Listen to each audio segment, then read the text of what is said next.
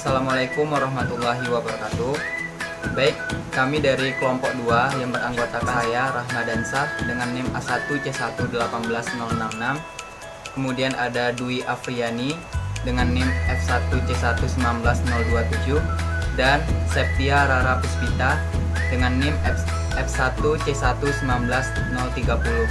Yang mana pada pertemuan kali ini kami membahas tentang proses CPO dan PKO. Yang mana di sini adalah untuk memenuhi tugas ujian tengah semester atau UTS.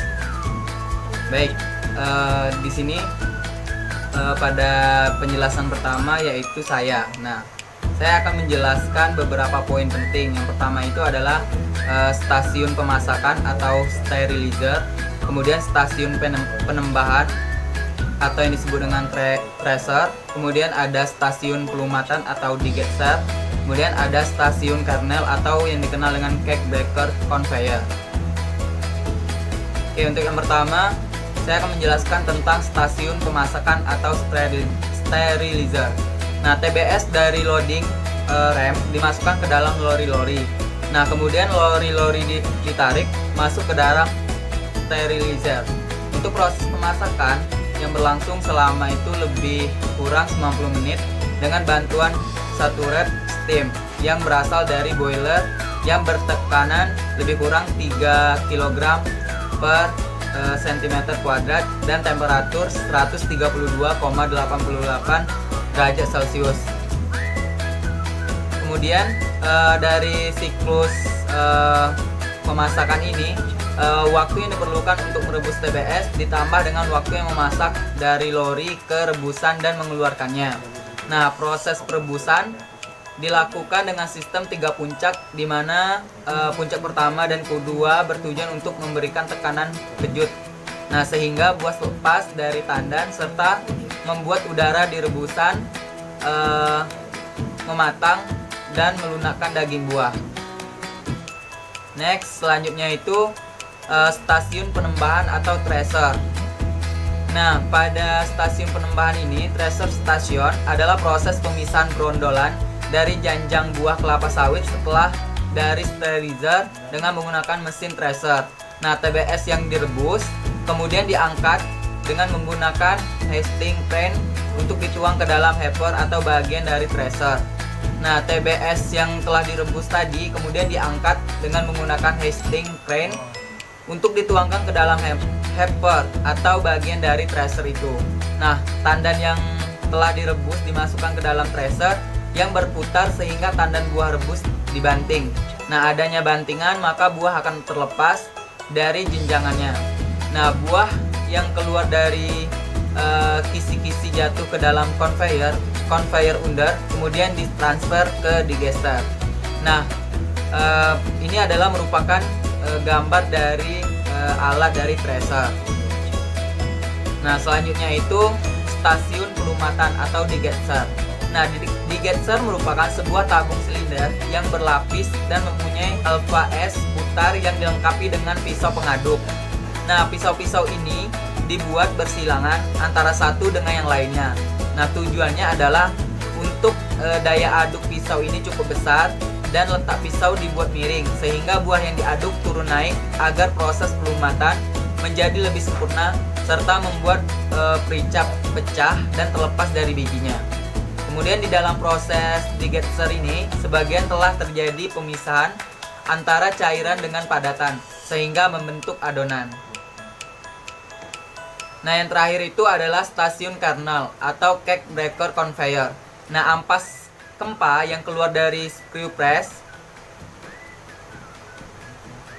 terdiri dari serat dan biji yang masih mengandung air yang tinggi dan berbentuk gumpalan. Nah, oleh karena itu dipecah dengan alat pemecah yang disebut dengan cake breaker conveyor tadi.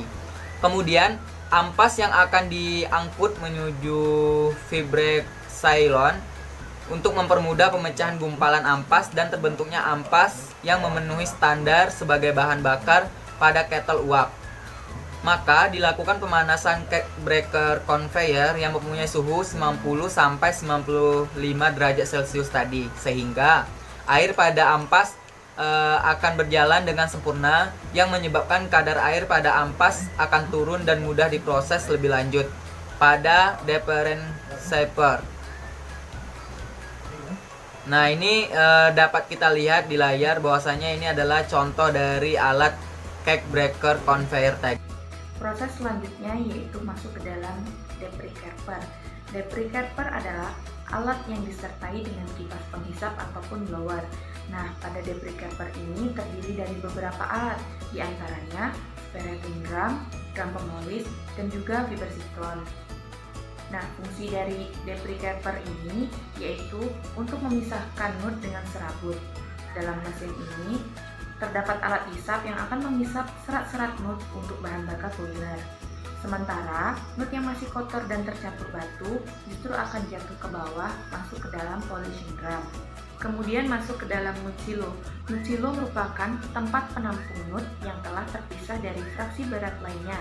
Pada nut silo terjadi proses pemeraman biji. Hal ini dilakukan untuk mengurangi kadar air sehingga lebih mudah untuk dipecah. Setelah dari nut silo, maka akan masuk ke dalam ripple mill. Ripple mill merupakan salah satu mesin yang wajib ada di sebuah stasiun kernel pengolahan kelapa sawit. Dalam mesin inilah, nut yang telah dipisahkan dari batu akan dipisahkan dari cangkang kelapa sawit juga dengan intinya. Dalam ripple mill, nut akan dipecahkan dan mengalami banyak proses melalui beberapa komponen. Kemudian masuk ke dalam hidrosiklon. Hidrosiklon merupakan alat yang berfungsi untuk memisahkan padatan dengan cairan berdasarkan perbedaan gravitasi setiap komponennya.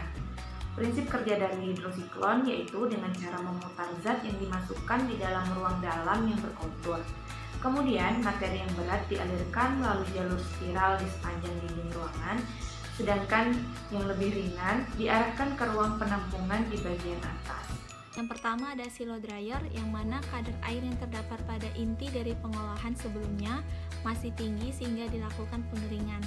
Silo inti itu sendiri berbentuk silinder yang dilengkapi dengan heater berada di atas silinder. Cara kerjanya dengan udara dihembuskan dari atas ke bawah melalui pipa di tengah silinder, kemudian disebar luaskan ke seluruh dinding silo. Keadaan suhu inti dalam silo tidak berbeda dengan suhu inti pada tipe rektanguler, yaitu dengan pengaturan letak dari heater yang dibuat bertingkat dalam kolom tengah silo. Selanjutnya ada scrap press, yang mana pada proses pemerasan biji menghasilkan minyak dan serat. Alat pengepres jenis ini memanfaatkan putaran dari double scrap press dan scrap press cake untuk mengekstraksi minyak keluar dari gumpalan fibre yang telah diumatkan di digestab. Pengekstrasian minyak ini juga dibantu dengan adanya tekanan ke depan dari adjusting kon dengan memanfaatkan tenaga hidrolik. Selanjutnya ada vibrating screen, yang mana pada proses ini minyak kotor disaring menggunakan vibrating screen. Vibrating screen ini juga biasanya disebut dengan ayakan getar, pada umumnya bekerja untuk memisahkan padatan yang terkandung dalam minyak kasar dengan cara diayak atau digetar pada media saringan dengan ukuran mesh tertentu, sesuai dengan kebutuhan. Biasanya, penggunaan vibrating screen diletakkan pada sebelum CST atau sebelum masuk COT dan setelah CST pada sludge tank. Proses penyaringan itu sendiri dibantu dengan adanya air panas pada suhu temperatur 80 derajat sampai dengan 90 derajat.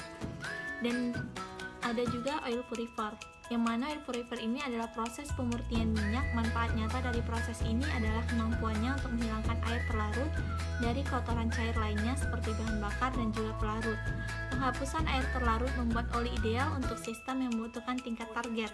Kelembapan rendah ini sangat berguna untuk di lingkungan di mana volume oil yang besar berisiko dari proses atau sistem seperti pada turbin uap.